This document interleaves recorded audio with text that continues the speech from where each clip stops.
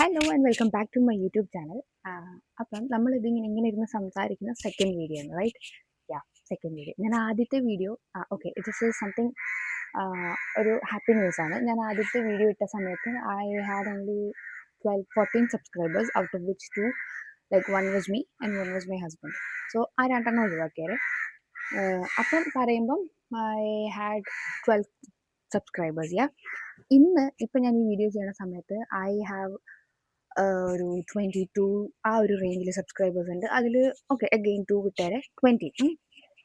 കാക്കയുടെ സൗണ്ട് ഒന്ന് എക്സ്ക്യൂസ് ചെയ്യണേ, വൈകുന്നേരം അതിലെ കാക്കകളൊക്കെ ഇറങ്ങിയിട്ടുണ്ട്.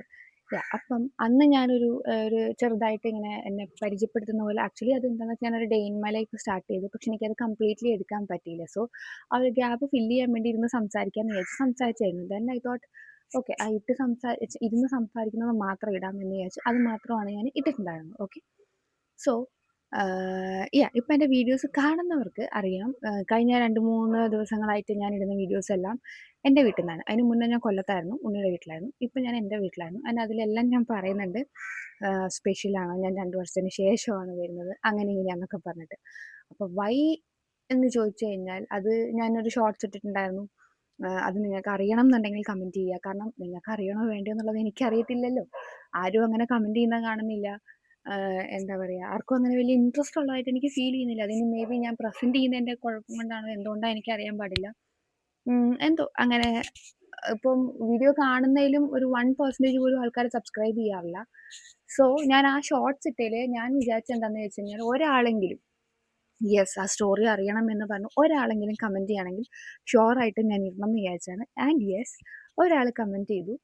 ആദ്യമായിട്ട് എൻ്റെ വീഡിയോയ്ക്ക് ഞാൻ, അല്ലെങ്കിൽ അത് ഞാൻ എന്ന് പറയുമ്പോൾ എൻ്റെ ഈ അക്കൗണ്ടല്ല, എൻ്റെ പേഴ്സണൽ അക്കൗണ്ടിൽ നിന്ന് ഞാനും എൻ്റെ ഹസ്ബൻഡും അല്ലാതെ പുറത്തുനിന്ന് ഒരാൾ കമൻറ്റ് ചെയ്യുന്നത് ഫസ്റ്റ് ടൈമാണ്. And obviously for that reason ആ ആൾ എനിക്ക് ഭയങ്കര സ്പെഷ്യലാണ്. എൻ്റെ എന്താ പറയുക, എൻ്റെ ഫേവറേറ്റ് സബ്സ്ക്രൈബർ ആയിരിക്കും ഓൾവേസ്. ഞാൻ എത്ര പേര് വന്നാലും ഇല്ലെങ്കിലും ആ ആൾ എനിക്ക് ഫേവറേറ്റ് ആയിരിക്കും. യാ, കാണുന്നുണ്ടെങ്കിൽ ഹായ്. നമ്മൾ കമൻറ്റ് ത്രൂ ഉള്ള പരിചയം മാത്രമേ ഉള്ളൂ. നിവീസ് വേൾഡ് 1995, അങ്ങനെ എന്തോ ആയിരുന്നു ആള്, അങ്ങനെയായിരുന്നു ആള് എനിക്ക് ഇട്ടിരുന്ന കമൻറ്റ് ഇട്ടിരുന്ന അക്കൗണ്ട് നെയിം. ആൻഡ് നമ്മൾ കമൻറ്റ് ത്രൂ ആണെങ്കിൽ കുറച്ചൊക്കെ പരിചയപ്പെട്ടു. ഹലോ, ആൾക്കൊരു യൂട്യൂബ് ചാനലുണ്ട്. ആ ചാനലിൻ്റെ പേര് ഞാൻ ഇതിൽ ഡിസ്ക്രിപ്ഷനിൽ കൊടുക്കാം കേട്ടോ. അപ്പം Nivi, this is because of you. ഈ ഒരു വീഡിയോ താൻ കാരണമാണ്. Niveda, that's her name, Niveda. ഈ ഒരു വീഡിയോ താൻ കാരണമാണ് ഇടുന്നത്. ഒരാളെങ്കിലും കമൻറ്റ് ചെയ്താലും ഞാൻ ഇടുമെന്ന് വിചാരിച്ചാണ്. ആൻഡ് ആ ഒരാൾ താനാണ്. ഓക്കെ, സംഭവം എന്താണെന്ന് വെച്ച് കഴിഞ്ഞാൽ, എൻ്റെ ഒരു ലവ് മാരേജ് ആയിരുന്നു. Obviously my parents had reasons, അത് ഒപ്പോസ് ചെയ്യാനായിട്ട് റീസൺസ് ഉണ്ടായിരുന്നു, സ്വാഭാവികം. And I had my own reasons, അതിലേക്ക് സ്റ്റിക്ക് ഓൺ ചെയ്യാനായിട്ട് എനിക്ക് എൻ്റെതായ റീസൺസും ഉണ്ടായിരുന്നു. ആൻഡ് പറയുമ്പം ഇപ്പം എൻ്റെ ഫസ്റ്റ് റിലേഷൻഷിപ്പ് അല്ല, ഉണ്ണിയുടെ ആണെങ്കിലും ഫസ്റ്റ് റിലേഷൻഷിപ്പ് അല്ല. We both had our past which was terrific. Okay, അപ്പം അങ്ങനെ കുറച്ച് റീസൺസും കൊണ്ട് അപ്പം നമുക്ക് രണ്ടുപേർക്കും അങ്ങോട്ടും ഇങ്ങോട്ടും നമ്മുടെ ലൈഫിൽ മുന്നേ എന്തൊക്കെ സംഭവിച്ചിട്ടുണ്ടെന്നുള്ളത് അറിയാം. സോ ആ ഒരൊറ്റ റീസൺ മതിയായിരുന്നു. വേറെ പല റീസൺസും ഉണ്ട്, ഇല്ല എന്നല്ല, പക്ഷേ ആ ഒരു ഒറ്റ റീസൺ മതിയായിരുന്നു, ഇത് മതി എന്ന് തീരുമാനിക്കാൻ വേണ്ടി. ഗേൾസിന് റിലേറ്റ് ചെയ്യാൻ പറ്റുന്നുണ്ടാവും. നമ്മുടെ ഇപ്പം നമ്മൾ ഒരു പരിചയമില്ലാത്ത ഒരാളെ പരിചയപ്പെട്ട്, ഐ മീൻ അറേഞ്ച്ഡ് മാരേജ് ചെയ്തു, അറേഞ്ച്ഡ് ലവോ എന്തെങ്കിലും ആയിക്കോട്ടെ, എൻ്റെ പാസ്റ്റ് അറിയാത്ത ഒരാൾ കല്യാണം കഴിച്ച് കഴിഞ്ഞാൽ നാളെ അതൊരു ഇഷ്യൂ ആവും. എങ്ങനെയെങ്കിലുമൊക്കെ അറിഞ്ഞു വന്നു കഴിഞ്ഞാൽ ഇഷ്യൂ ആവും. ഇപ്പോൾ പാസ്റ്റ് എന്ന് പറയുമ്പോൾ നിങ്ങൾ വിചാരിക്കും വേറെ കെട്ടിയതാണ്, അങ്ങനെയൊന്നും അല്ല കേട്ടോ. I had a relationship. ലിപ്സ്റ്റിക്കാണോ? I had a relationship. അത് കുറച്ച് ടെറിഫിക് ആയിരുന്നു. അപ്പം ഉണ്ണിക്കാകുമ്പം ഉണ്ണിയുടെ പാസ്റ്റ് എനിക്കും അറിയാം, എൻ്റെ പാസ്റ്റ് ഉണ്ണിക്കും അറിയാം. സോ അതവിടെ കഴിഞ്ഞു.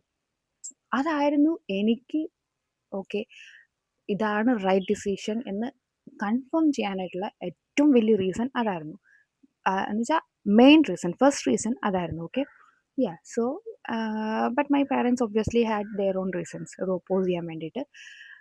എനിവേസ്, ഞാൻ ലാസ്റ്റ് എൻ്റെ വീട്ടിൽ വന്നത് 2024 ഈസ്റ്ററിൻ്റെ സമയത്താണ്. ഓക്കെ, അത് കഴിഞ്ഞിട്ട് ഞാൻ പിന്നെ വന്നിട്ടില്ല. 24 ഡിസംബറിൽ വി ഗോട്ട് മാരീഡ്. അതിനുശേഷം പിന്നെ ഒട്ടും വന്നിട്ടില്ല.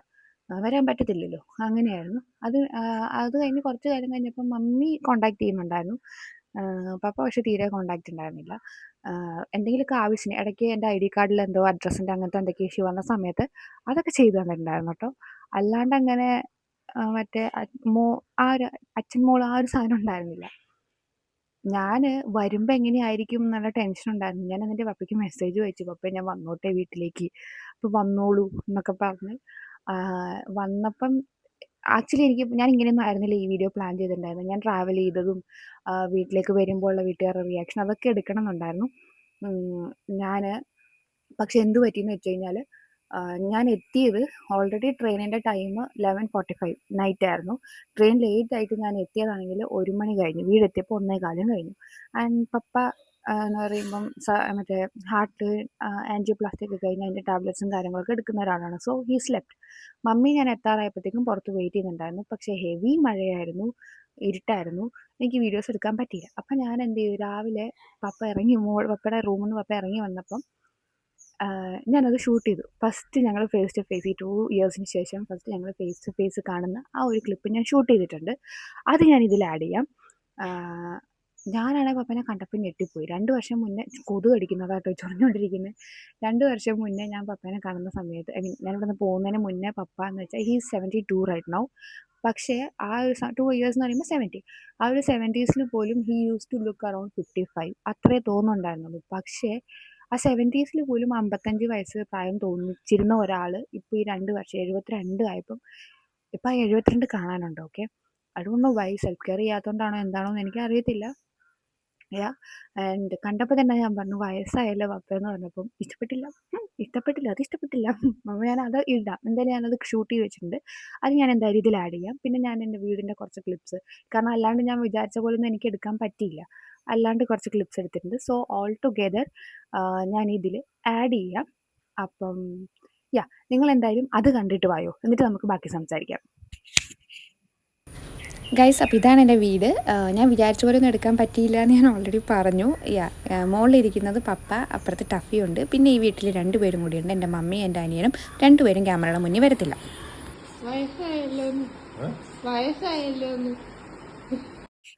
സോ കണ്ടല്ലോ, ഞാൻ വിചാരിച്ചത് ഇങ്ങനെയൊന്നും ആയിരുന്നില്ല.